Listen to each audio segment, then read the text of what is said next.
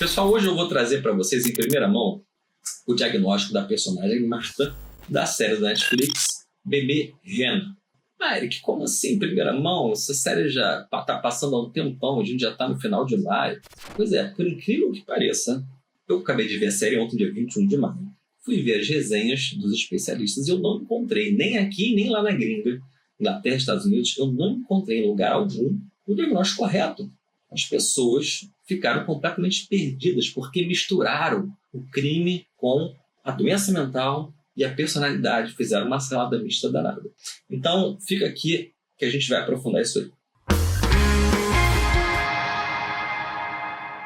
Galera, olha só. Se alguém conseguir encontrar uma resenha de um especialista com um diagnóstico que nós vamos dar daqui a pouco, coloca aqui. Eu procurei, é muito possível que alguém tenha falado sobre isso.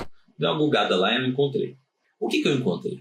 Eu encontrei muito transtorno da personalidade borderline e o transtorno delirante do subtipo erotomaníaco, chamado síndrome de Clérambault.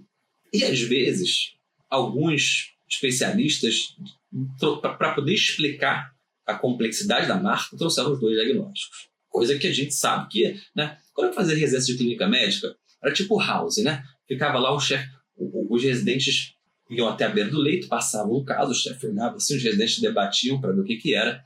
E volta e meia, alguém não conseguia encaixar as peças do quebra-cabeça e vinha com uma coisa estapafúrdia. Pode ser duas coisas, pode ser isso e aquilo. E nunca era. Nunca, no tempo que eu fiz residência médica, a gente podia justificar uma doença com duas entidades clínicas, né?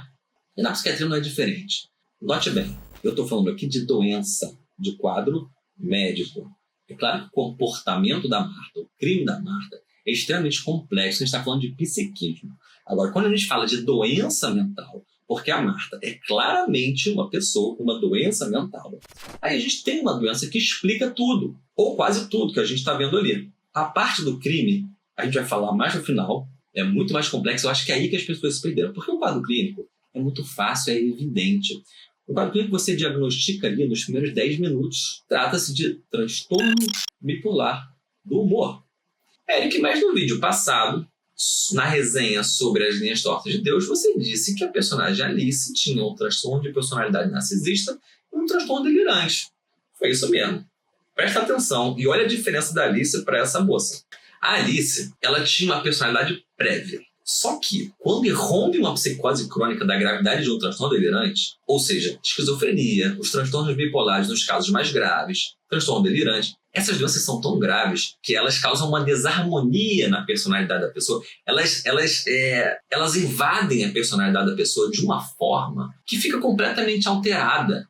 A partir dali, a pessoa se transforma, há uma ruptura de personalidade. A pessoa se transforma em outra. Porque passa a viver muito em função da psicose, que é uma doença grave. Então, a Alice, a gente via que ela tinha uma personalidade narcisista por conta do histórico que é trazido pra gente. E a gente vê ali pitadas do narcisismo durante o filme, não é? A gente vê que ela é um pouco mais arrogante, que ela é um pouco mais prepotente, né? Que ela anda ali com uma coisa mais de luxo. Porque quando ela adoeceu, ela guarda vários aspectos da personalidade anterior. Só que tudo o que justifica o quadro ali é do transtorno delirante. Então, normalmente, nessa comorbidade, quando entra algo mais grave, aquilo passa a dominar o quadro clínico sobre a personalidade. Beleza. Eric, mas então me explica esse lance que eu estou um pouco perdido. O que é personalidade e o que é doença? Veja bem, transtorno da personalidade não é uma doença mental. Queria que vocês entendessem isso. Dá uma olhada no meu vídeo lá, síndrome, transtorno e doença. Transtorno da personalidade é uma personalidade, ou seja, uma soma de temperamento e caráter, uma maneira de ser, de pensar, de funcionar e de agir, que causa sofrimento para a pessoa. Não tem doença aí. Exemplo, psicopatia. Você vai dizer que um psicopata é doente? Você vai mandar um psicopata para um tratamento e não para a cadeia? O psicopata tem total entendimento do que ele está fazendo. Nada mais é do que uma pessoa que não tem remorso, não tem culpa, é um mau caráter, um irresponsável. O psicopata é isso. E por que chama de transtorno? Porque causa um estrago na vida das outras pessoas. Um transtorno para terceiros. E o borderline? O borderline normalmente causa muito sofrimento para si. Porque tem um medo muito grande de ser abandonado, de ser rejeitado, porque é muito impulsivo, porque é muito carente. E aí, quando é rejeitado, se isola, se corta. Então, a personalidade, o transtorno da personalidade borderline é isso. E é importante porque, como não é uma doença, a gente não vai tratar com remédio. A gente vai fazer a medicação para dar um conforto, para amenizar a sintomatologia que aquela personalidade disfuncional causa de sofrimento, né? Agora, o tratamento a pedra angular é a terapia. A pessoa tem que entender como age, como funciona. E alguns transtornos de personalidade, o caso notadamente da personalidade borderline, melhoram muito com psicoterapia. Muito. Ao passo que a Marta, uma pessoa doente, a Marta não tem personalidade borderline. Veja, eu fiz uma enquete no meu Instagram e coloquei lá, qual a doença da Marta? E aí coloquei borderline, erotomaníaco, bipolar ou outro. O bipolar foi disparado o menos votado. Agora, olha que interessante, eu tenho muitas pacientes que são borderline, tenho algumas alunas que já chegaram para mim, Érica, eu sou borderline, não sei o quê. E absolutamente nenhuma votou em borderline. Ou seja, as pacientes borderline, falo no feminino, que me vem aqui à cabeça são só as moças. É um transtorno que pega 75% das mulheres, né? Muito mais mulher, mais prevalente. E não estou pensando aqui no Instagram em seguidor homem que tenha borderline. No consultório eu tenho, no Instagram não estou lembrando. De toda forma, as meninas não se identificaram com isso. Não. Essa moça é uma psicose, é outra parada, não é parecido com o que eu tenho. Então, a personalidade borderline, mais pra frente, a gente vai ver que não tem nada a ver com o quadro. O transtorno delirante erotomaníaco também é outra coisa, é pior, porque o borderline pode até confundir um pouco. O transtorno delirante erotomaníaco não tem nada a ver com o quadro, também vou falar disso, porque eu não vou só mostrar por que ela é bipolar, eu vou mostrar também por que ela não é os outros. Depois nós vamos falar do crime. Porque o crime do stalking, eu acho que é o que confundiu a galera. Uma coisa é a doença mental dela, outra coisa é o crime do stalking. E por último, a gente vai fazer uma resenha se Marta seria imputável, se Marta deveria ser tratada num hospital psiquiátrico ou se Marta deveria ser presa pelo crime. Porque, veja bem, é uma coisa que está mexendo muito comigo e mexe muito comigo. As pessoas, vocês veem que os grandes especialistas estão nesse diagnóstico. Você imagina o leigo. Muitos leigos gostam do oportunismo de poder ter um canal bacana e falar do que quiser e aí começa a falar de transtorno mental e vai falar besteira. Quer polemizar, meu amigo? Polemiza com futebol, com política. Não faz isso com transtorno mental. Porque essa moça, eu tô com uma pena danada e não é só ela. Ela tá sofrendo muito. Ela foi exposta num programa, agora eu assisti a entrevista dela. Ela foi exposta, gente, a pessoa tem uma doença mental grave. É a mesma coisa de você levar uma pessoa que tem câncer, que tem asma, e começar a metralhar ela porque ela tem asma. Porra, que é isso? Como é que é? Essa falta de ar, como é que é isso? Mas as pessoas, sabe? É muito triste quando você é psiquiatra, que você entende o que está se passando. Porque se fosse uma borderline ou uma pessoa sem transtorno, já seria uma covardia você fazer isso. Sair xingando ela na rede social, parará. Agora, sendo uma doente mental, é uma crueldade. Então, a gente vai ver se Marta deveria ser imputável, ou seja, deveria responder pelo crime, ou se Marta tem que ser tratada. Então vamos lá, pessoal, o que a gente vai fazer? A gente vai começar a ver o vídeo, eu vou começar a ver o vídeo aqui, e vou pausando e vou fazendo minhas ponderações só no inicinho. Naquele momento que ela se apresenta, é porque isso que eu falei, em 5 minutos você consegue fazer o diagnóstico dessa moça, é muito fácil o diagnóstico. No início da série, ela se apresenta nitidamente maníaca. E aí, a gente vai pegar mais esse corte, tá, da mania. Depois ela nitidamente cicla para a depressão, ela faz uma depressão sazonal, uma depressão que acontece no inverno e uma depressão catatônica, com uma psicomotricidade ultra lentificada, que são 2 características da depressão bipolar. Vamos lembrar que depressão bipolar ou unipolar a gente não consegue diferenciar pela sintomatologia, a gente só vai dizer que uma depressão bipolar se a gente tiver história de mania, só que tem algumas características que podem chamar a atenção. E essas são 2. O que chama a atenção logo no início? Ela entra super cabisbaixa e pouquíssimo tempo depois ela está super eufórica. Essa labilidade de humor é muito marcante no transtorno bipolar e acontece com muito menos frequência ou não acontece nos transtornos borderline. Uma coisa que é muito óbvia, que é o seguinte, veja bem, quem é o paciente? Aí profissional psi, que trabalha no hospital psiquiátrico, a galera da saúde mental. Quem é o paciente que você chega, o cara vem no pátio na tua direção, eufórico, feliz da vida, fala que é o máximo, que é advogado, que as mulheres todas são afim dele, que ele tem todas as coberturas de Copacabana, Ele está aqui no hospital da Zona Sul. E quando você vai ver, ele mora numa comunidade, um cara super humilde, de uma família super humilde. Quem é esse cara que ele vem aparentando, sem dente, sem dinheiro no bolso, ele vai te pedir para pagar um pastel para ele, mas ao mesmo tempo, olha que contradição, ele diz para você que ele é o máximo, que ele tem tudo. É um paciente bipolar, um paciente maníaco. Veja bem, ele está tomado de uma expansão do eu, de uma euforia, de uma elação do eu tão grande que isso começa a distorcer o juízo de realidade, o juízo crítico dele. E ele realmente acredita naquele momento que ele está te falando, por conta de uma emoção muito grande, distorce o juízo de realidade, e ele acredita piamente, é um delírio de grandeza. Ele acredita piamente que ele tem aquilo tudo. É exatamente o que acontece aqui. Ela entra agora, ela fala que tem não sei quantos apartamentos, ela fala que aí ela, do seu lado dela tem Tony Blair, tem uma porrada de gente super famosa, ela é o máximo, ela tem escritório, ela ganhou prêmios notórios, ela tem uma grandiosidade muito marcante. Uma coisa que ele fala também me atraiu muito pela alta confiança dela. Então, tudo isso é muito marcante na síndrome maníaca. E no borderline a gente não tem nada disso.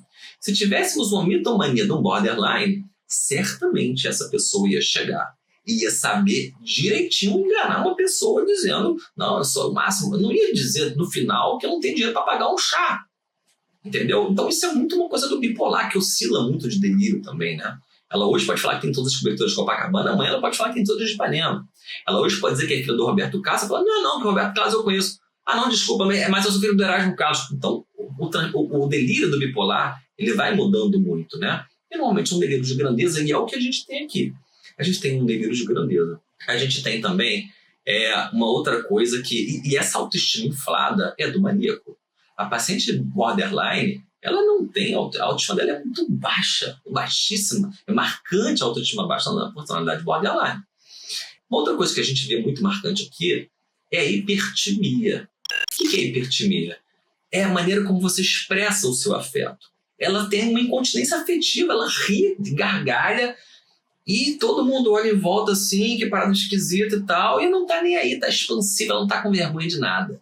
Depois que passa tudo, porque o bipolar tem a fase depressiva, a fase eutímica, que não tá nem depressivo e nem eufórico, e a fase de mania, tá? Em muitos casos, ele pode transitar nas 3 fases, e quando ele fica eutímico, ele lembra do que ele fez na mania, ele morre de vergonha. Eu tive uma paciente que era assim, ela chegou lá na cantina para mim, doutor Eric, vou comprar a clínica pro senhor lá no Leblon. E ela era uma moça muito humilde. Mas naquele momento ela estava acreditando, entenda, é um delírio. E as características do delírio são, existe uma convicção no delírio. Ela não está enganando, ela não está mentindo. No delírio você tem a certeza de que você tem aquilo. Naquele momento, a euforia desvirtuou tanto a razão dela que ela tinha convicção de que era aquilo mesmo. A última bolacha do pacote. E a hipertimia é a maneira como você expressa o seu afeto, né? Então, se eu chego para dar aula, aí galera, pô, hoje é aula, meu irmão, vambora. Isso, sabe, pô, o Eric tá exagerando hoje, tá hipertímido, tá expressando afeto mais do que o que a gente esperaria para aquela situação.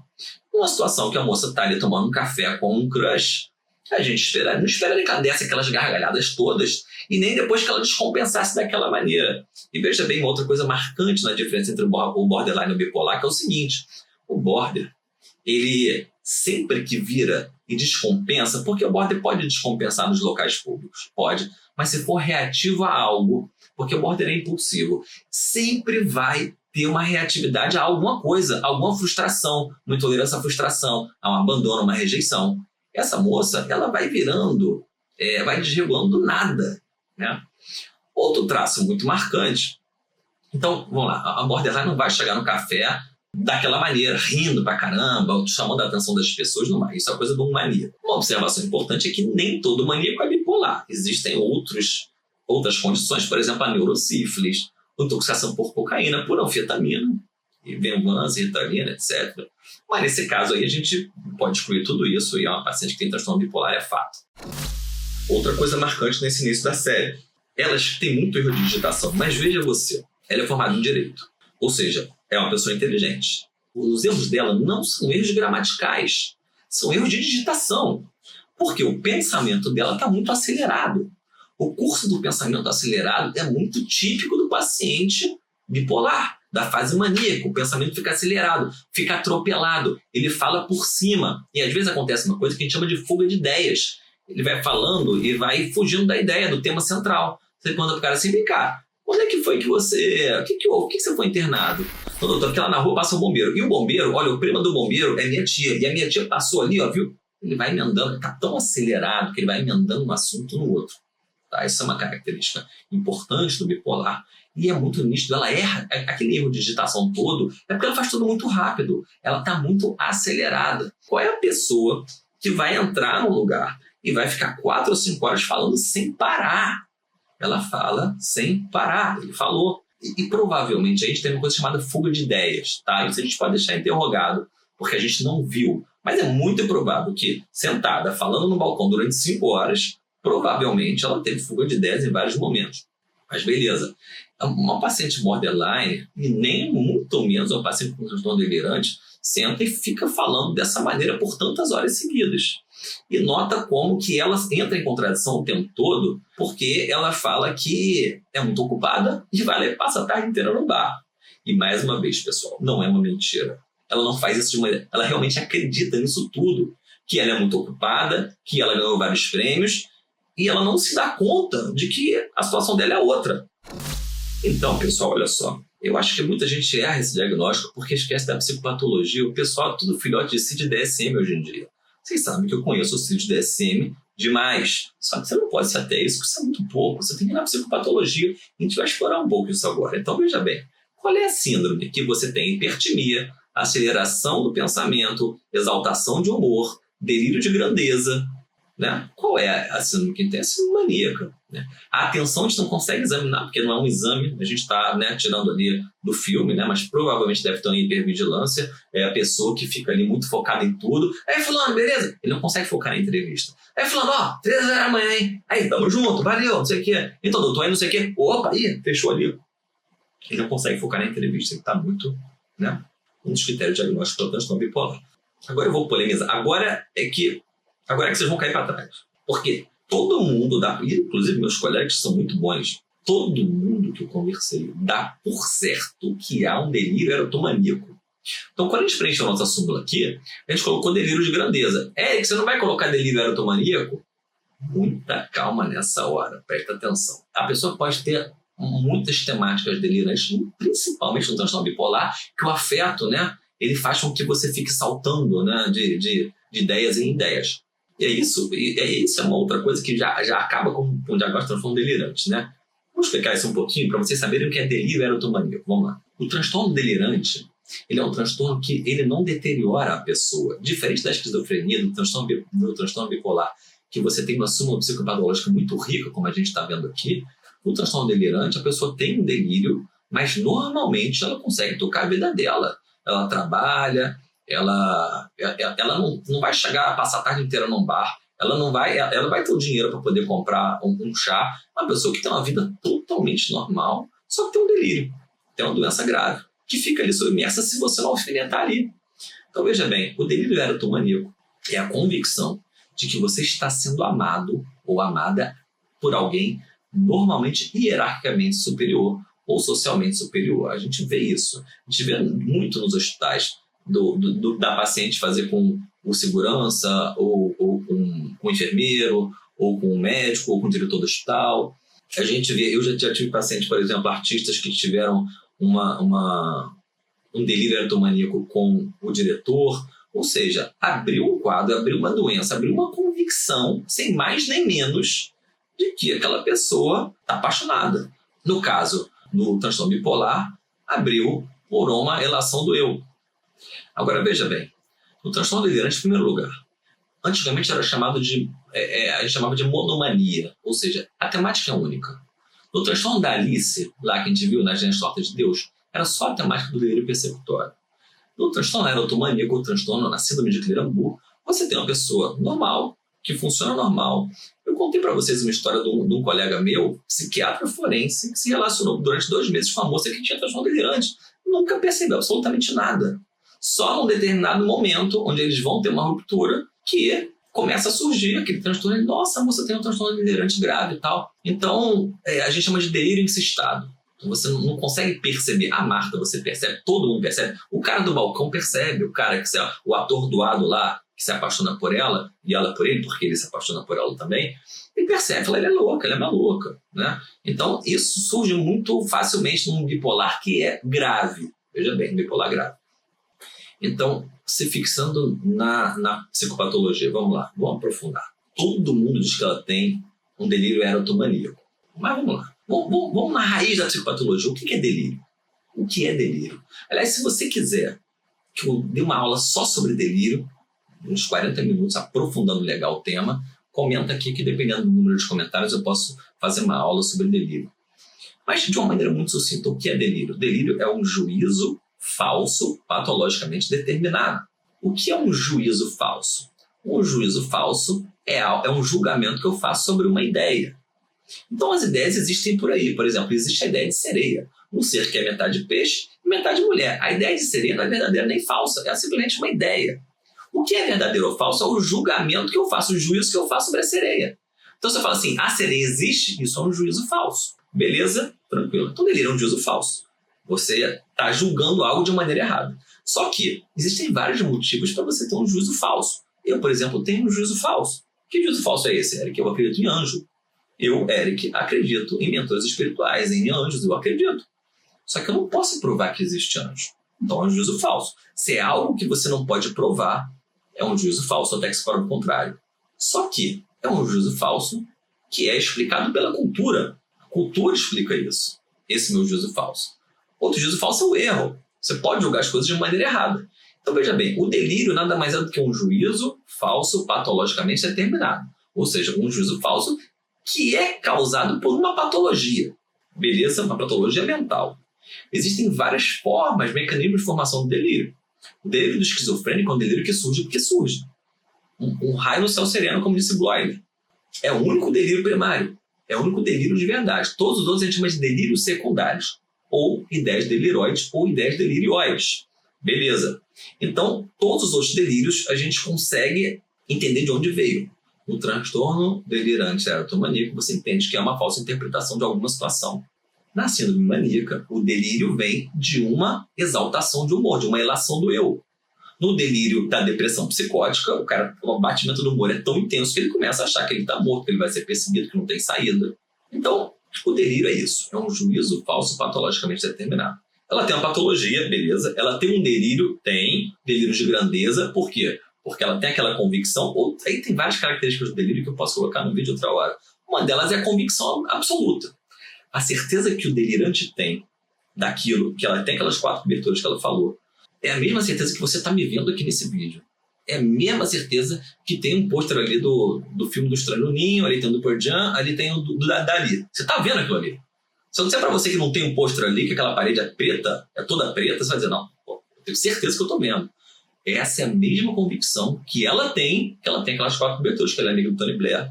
Tá? Então, essa convicção delirante, essa ideia, ela é fixa e irremovível. Beleza, então o delírio é um juízo falso patologicamente determinado. Agora, então ela tem um delírio de grandeza? Tem. Beleza. Agora, vamos pensar uma coisa aqui comigo. Ela não viajou. Ela não estava viajando porque o cara estava dando trela para ela. Presta atenção. Não tem juízo falso, meu irmão. Cadê o delírio? Porque, veja bem, ele deu trela. Ele marcou o piquenique. Ele elogiou, falou que ela passava creme do Peter Pan. Ele começou, pode ser por pena, pode ser porque ele é um atordoado, que depois, em outro vídeo, a gente pode falar da personalidade dele. Mas pelos motivos dele, ele deu trela. Ela viveu, sim, um romance com ele. Eles falaram em transar, inclusive. Aí vem os amigos, vem aquela brincadeirinha, né? Daqueles caras bobão. Ei, vai transar quando? Não sei o quê. Não vai apresentar sua namorada pra gente, não? Ela viveu isso. Ela viveu um romance com ele. Durante o tempo que estava ali, ela viveu. Não há juízo falso aqui. Presta atenção. Agora, o que acontece é que, em determinado momento, ele vê que a coisa passou do limite, ele se arrepende e ele tenta dizer, olha, cara, desculpa, não é bem assim, parará. E ela, pô, mas você não estava levando a sério. Então, o que há aqui? A perda de um objeto amado. Então, você pode tranquilamente, isso é uma negação. Não, eu não perdi, não é possível alguém que não aceita. E é claro que entra o adoecimento dela e as coisas começam a se confundir muito. Agora, ao meu ver, não há delírio erotomaníaco. há uma insatisfação tremenda e aí ela começa... Porque na exaltação do eu, você pode ter um quadro de euforia e um quadro de disforia. Um quadro de irritabilidade extrema, de extremo ódio, de querer quebrar tudo. Tem a mania eufórica e a mania disfórica.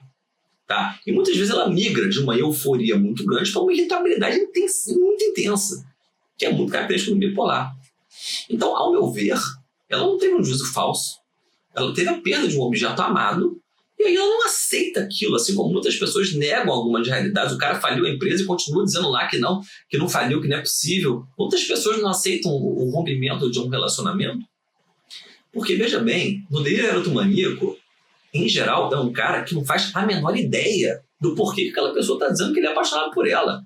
É uma pessoa que não fala, por que ela está dizendo que eu sou apaixonado? Não faz o menor sentido. Normalmente pode ser uma pessoa que pode ser, por exemplo, como eu já vi algumas vezes, uma entidade pública, um cantor de banda. Ela tem convicção que aquele cara está apaixonado por ela, mas aquele cara nunca nem olhou para ela, nunca nem falou com ela. Esse é o delírio erotomaníaco. Beleza? Então, veja bem, pessoal, de uma maneira muito superficial, é óbvio, para não deixar o vídeo enfadonho, temos um esmiuçado aqui na psicopatologia. Que síndrome é essa? Hipertimia, delírio de grandeza, aceleração do curso do pensamento, verborragia, ausência de insight, ausência de consciência de morbidade, hipervigilância a gente pode deixar interrogado, fuga de ideias a gente pode deixar interrogado. Que síndrome é essa? Porra, é óbvio, é síndrome maníaca, né? Então agora, vamos para os critérios do CID-DSM. Firmamos o diagnóstico sindrômico, vamos para o diagnóstico nosológico, vamos lá para o CID-DSM.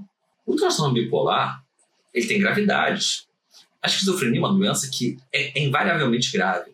A esquizofrenia é uma doença que já é invariavelmente grave. Você tem leve, moderado e grave, mas mesmo os casos leves já são graves. Agora, os casos graves são gravíssimos. São pessoas que às vezes podem chegar ao ponto de comer fezes, os casos muito graves. Agora, o transtorno bipolar é diferente. Você tem casos muito graves que podem ser mais graves do que uma esquizofrenia, pode virar um morador de rua. Você tem casos gravíssimos do cara entrar num quadro psicótico e nunca mais voltar. E você tem casos muito leves. Eu tenho pacientes no consultório, tem magistrado, tem promotor, tem médico, tem professor. Um quadro leve, o cara toma a medicação dele e fica bem, fica bacana.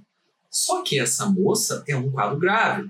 Veja bem, essa moça, ela foi trabalhar e ficou 3 dias no trabalho. Isso aí a gente vê depois de uma entrevista, né? Que ela aparece, né? Coitada. O cara também foi muito infeliz, né? Em vez de ele realmente mudar os dados dela, pra gente foi bom, porque a gente pegou a psicopatologia perfeita, que ele não mudou nada. E o paciente não leu o livro. Ele deu ali a síndrome maníaca perfeita. Mas pra moça, catástrofe. Porque ele poderia muito bem, em vez de ter pego uma moça branca com sobrepeso, ele pega uma asiática, magricela. Em vez de advogado, para dizer que era médica, para não identificarem. É óbvio que as pessoas ao redor vão identificar a coitada da moça, né? E aí ela apareceu e ela está dando entrevista muito ressentida, nitidamente uma psicótica. A galera que trata de psicótico vê que é uma doente psicótica, né? Que tem quebra de uso de realidade. Tem lá a aceleração de pensamento, a pressão de fala, aquelas alterações da psicopatologia. E o cara, né, vai ali colocando ela contra a parede de uma maneira assim, sabe, triste, deselegante, por se tratar de uma paciente psicótica. E em determinado momento, ele fala, pô, você trabalhou só 3 dias, que história é essa? Ela entrou num escritório de advocacia onde ela trabalhou só 3 dias e tiraram ela pelo comportamento inadequado. Veja bem, é uma doença muito grave. Isso não vai acontecer nunca com um paciente borderline. Ele ser um advogado, ele ter uma funcionalidade a tamanho que ele é advogado, é admitido no escritório em 3 dias por um comportamento inadequado e vai ser colocado para fora. Isso normalmente é coisa de psicótico. Então, pessoal, vamos aqui para o DSM. Veja bem, para o diagnóstico de transtorno bipolar tipo 1, basta você ter um episódio maníaco. Isso já dá o diagnóstico. Então, vamos ver quais são os critérios de diagnóstico para episódio maníaco. Vamos lá, vamos ver se ela vai se encaixar nesse primeiro momento aqui nos critérios para transtorno bipolar para episódio maníaco. Vamos lá. Então, veja bem, episódio maníaco. Letra A, período de humor anormal e persistentemente elevado, expansivo ou irritável. Beleza, né? E aumento anormal e persistente da atividade ou da energia, com duração mínima de 1 semana. Então ela passa semanas virando madrugada. Gente, ela manda milhares de e-mails. Ela tem muita energia, ela fica ali virando madrugada com pouca necessidade de sono. E, gente, quem é que consegue mandar? Teve agora uma discussão no nosso grupo de psiquiatria, não é desse caso, de um outro caso aqui no Brasil que aconteceu, de uma stalker que perseguiu um médico, uma coisa dessa. E alguém colocou assim, né, interessante. Pô, quem é que consegue mandar tantos e-mails, tantos WhatsApp? Uma pessoa, só um maníaco consegue fazer isso. Porque é um desperdício,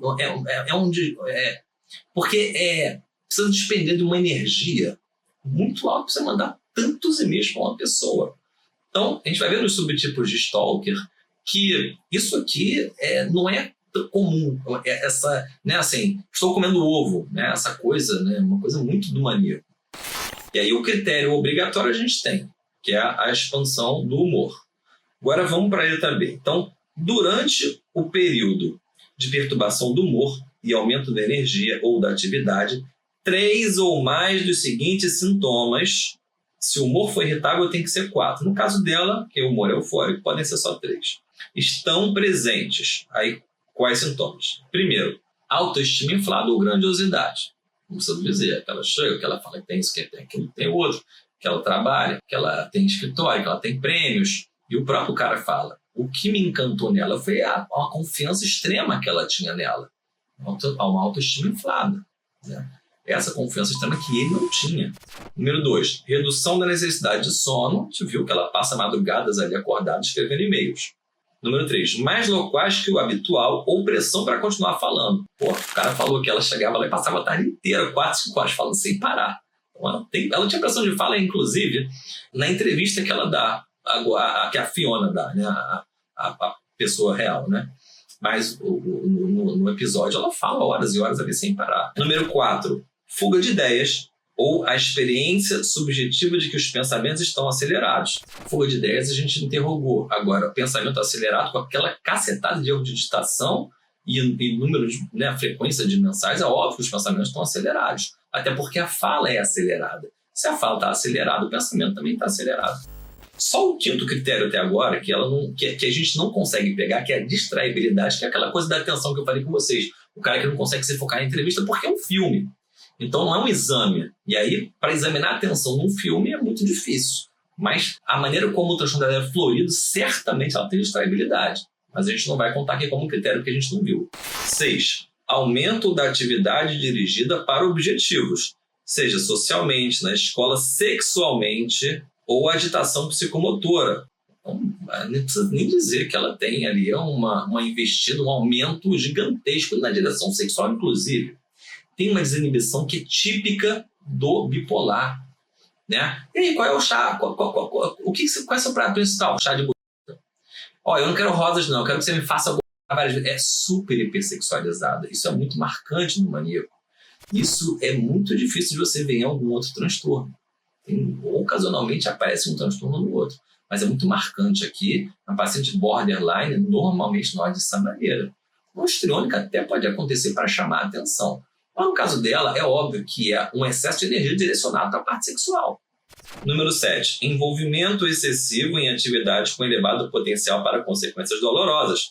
Por exemplo, envolvimento em surtos desenfreados de compras, indiscrições sexuais, como ela faz várias vezes, ou investimentos financeiros insensatos. Pessoal, então assim, ela preencheu todos os critérios, a gente só não conseguiu pegar a distraibilidade.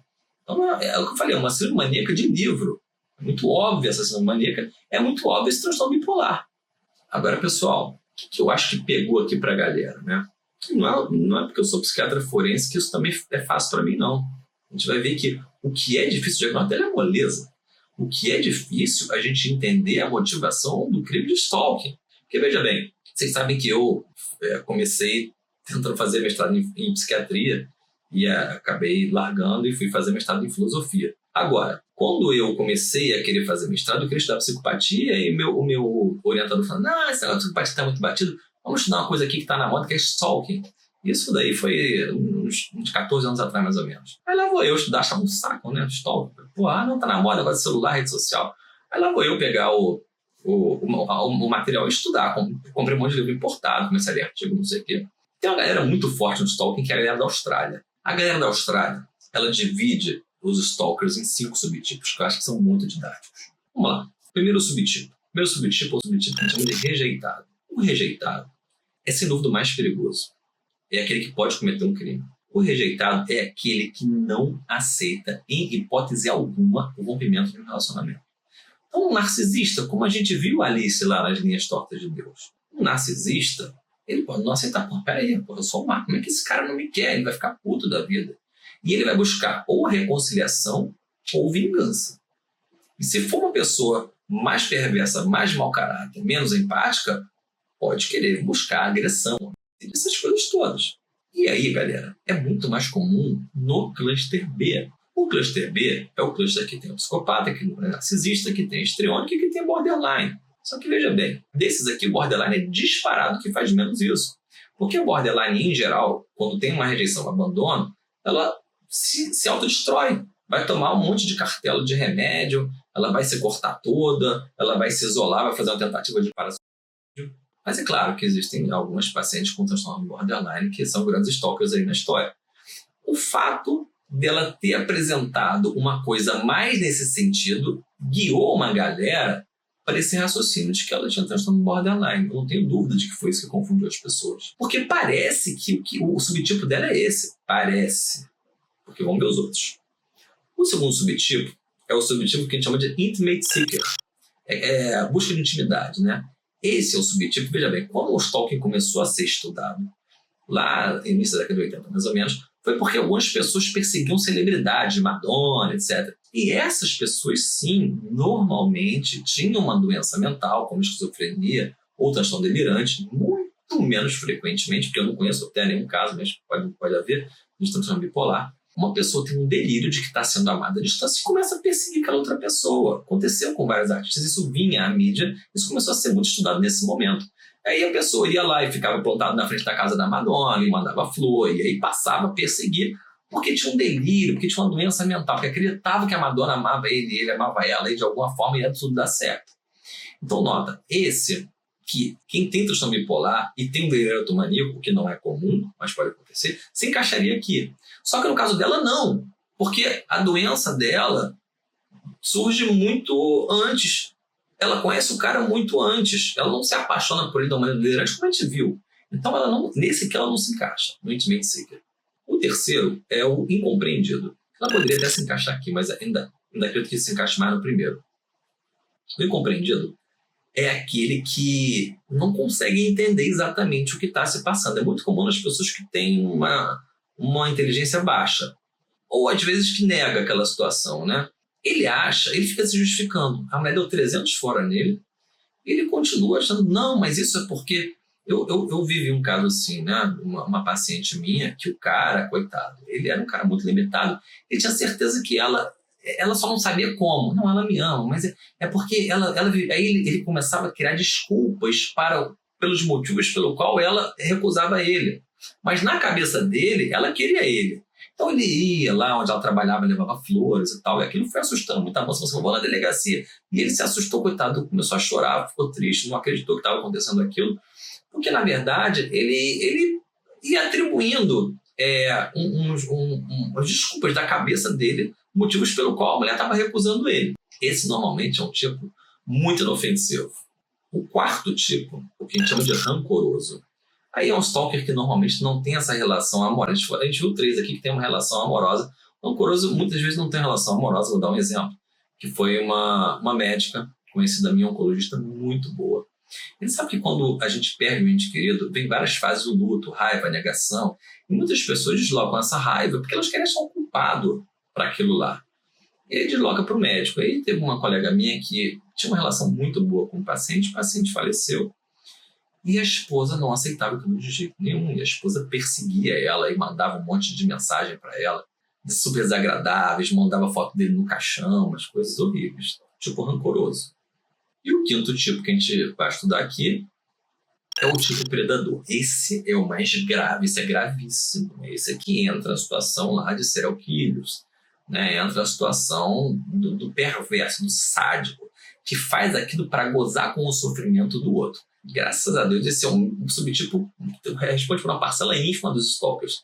É muito pequeno o número de stalkers que se encaixa aqui, porque com certeza são os que causam mais estrago. E aí, galera, a confusão foi essa, porque o stalker, psicótico, ele em geral se enquadra no segundo tipo. E ela, ao meu ver, mas aí você pode discordar, tranquilo, ela se encaixa no tipo rejeitado, que começa a não acreditar e ficar muito chateado e querer se vingar e ficar com muita raiva. O que a gente tem que entender? As emoções dessa moça são patológicas. As emoções dessa moça são incontroláveis. Não consegue controlar aquela emoção. Então, pode falar de imputabilidade penal agora.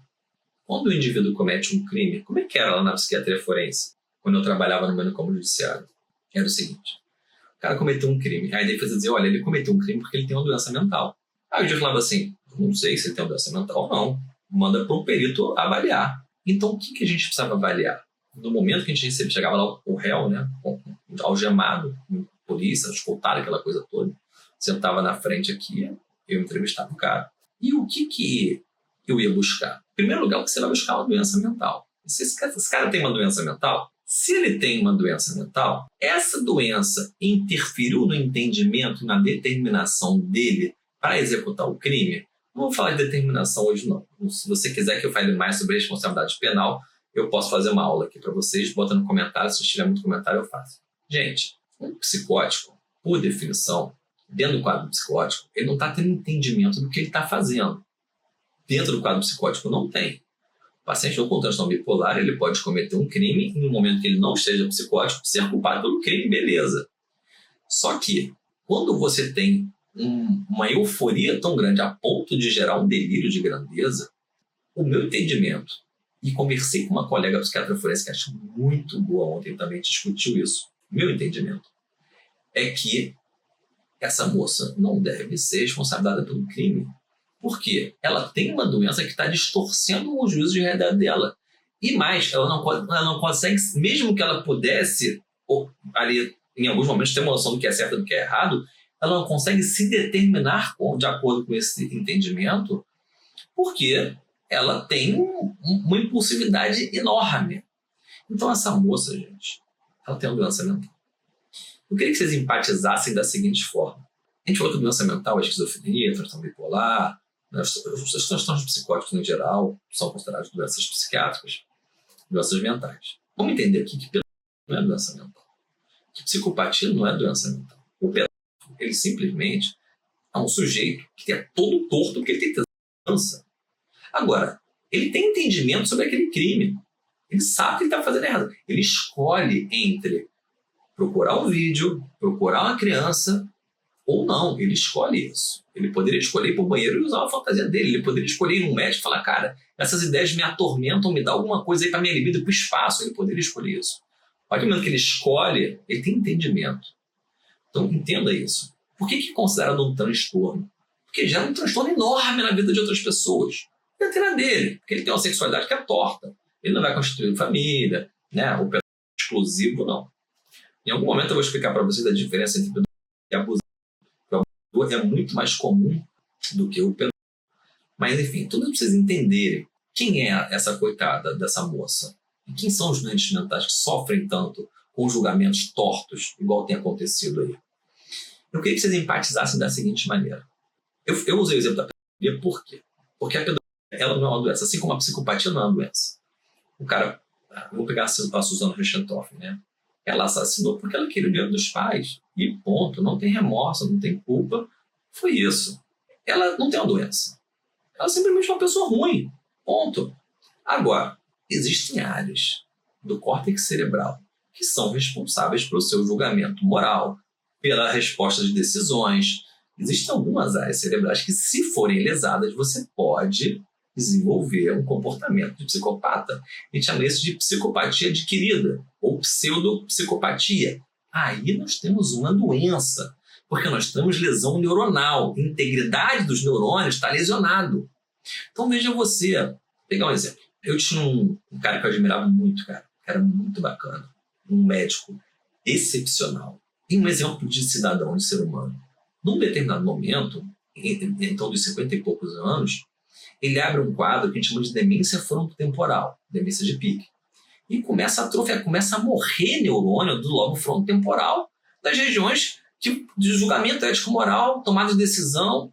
ele adquire. Então, aí ele começa a se masturbar no plantão, ele começa a passar a mão nas residentes, ele começa a ter os comportamentos que não eram ele, aquilo não é ele, aquilo foi uma doença que se instalou. Então, veja, isso pode acontecer com você, ou você com o teu pai. Você pode pegar o carro, sair agora aqui hoje, ter um acidente e lesionar uma região do cérebro que vai trazer um comportamento desse.